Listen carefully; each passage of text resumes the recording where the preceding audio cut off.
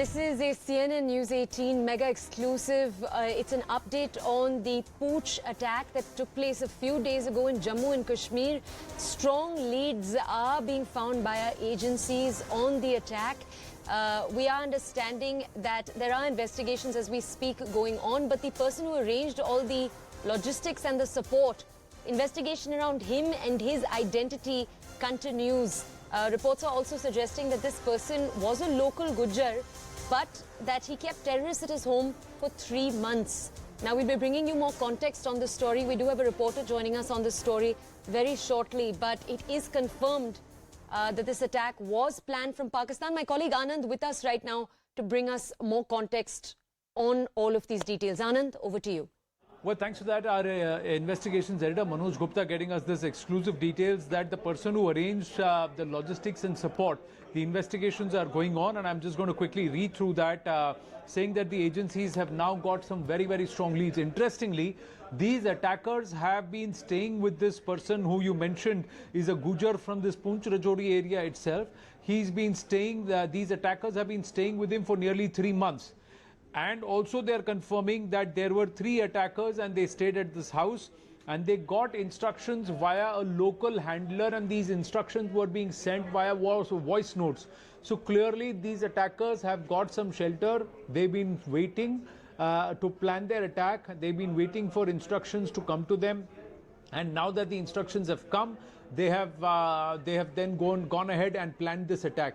Very interesting that we see that the instructions were coming from a local handler, but they were coming via voice notes. So voice notes, you can't, it is very difficult to intercept, and even if phones are away, you can't hear them, and they can be very clearly heard and then immediately deleted. So traces can be very easily removed. So that's why voice notes being used.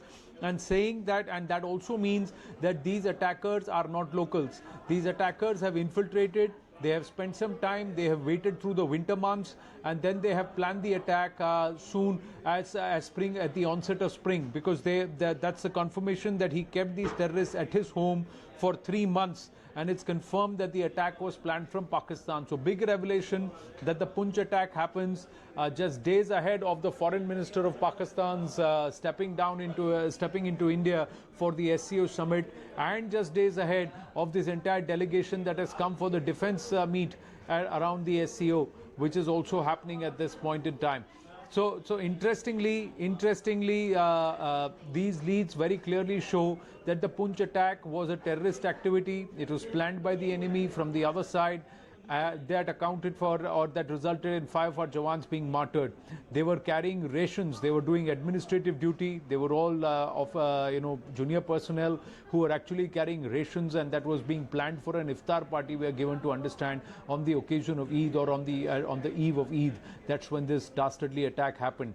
But what will this now result in is a bigger question, because only yesterday we had Subramaniam Jaishankar very clearly saying that Pakistan is a nation that you cannot engage with because they are constantly trying to bleed us. They are constantly engaging in cross-border terror activity. How do you engage with a neighbor that is bent on terror and funding terrorist activities on Indian soil?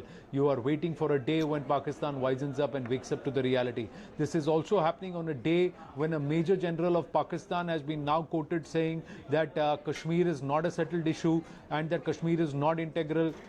So clearly the military also wanting to up the ante from the Pakistani side ahead of the civilian government's representative coming to India for larger multilateral talks and not even bilaterals. Amidst all of this, can there even be an India-Pakistan bilateral on the sidelines, a quick pull aside? It looks seemingly impossible. In July, we must tell you that Prime Minister Narendra Modi will chair the meeting of the SCO, and invitation has been sent across to Shehbaz Sharif. But right now, it just looks like the civilian government is singing a different tune. The military has different intentions altogether. Clearly, these terrorists are being backed by the jihadi tanzeems, who themselves are nothing but puppets and props of the ISI. So it is an act committed by the enemy. Anand, one of the things that was highlighted in the days past when this attack took place was the usage of armor-piercing steel bullets, for example, and the thought that they might have either been smuggled from Afghanistan or procured from China. Do investigative agencies think that those may have been handed to them by handlers? What is the thought there? Well, see, how they have got this ammunition very clearly. It is evident that it has come from supplies or from ordnance factories or Chinese-made weapons. They have got sophisticated weapons clearly for the target that they need to target an army vehicle or an armored vehicle, and that's why these kind of armor-piercing bullets. They know that these Jawans will be wearing bulletproof vests. They will be in highly, thick cased armored vehicles, so they have got these bullets. And where the ammunition is coming from is immaterial, because we know where the terrorists are coming from. That's the larger question. How Pakistan is getting its ammunition is not our concern. The fact that that ammunition is ending up taking lives of innocents on Indian soil and acts of terror being perpetrated, that's the larger question. So many are turning around and asking, how much is India going to bend? How much is India going to extend civility? Once and for all, should this not be rooted from the bud? Pulled out, yanked out from its very roots and finished it off altogether. That's the larger question. How is India going to make Pakistan pay for this act of terror? Anand, thank you for bringing us that context. Our colleague Tejinder is also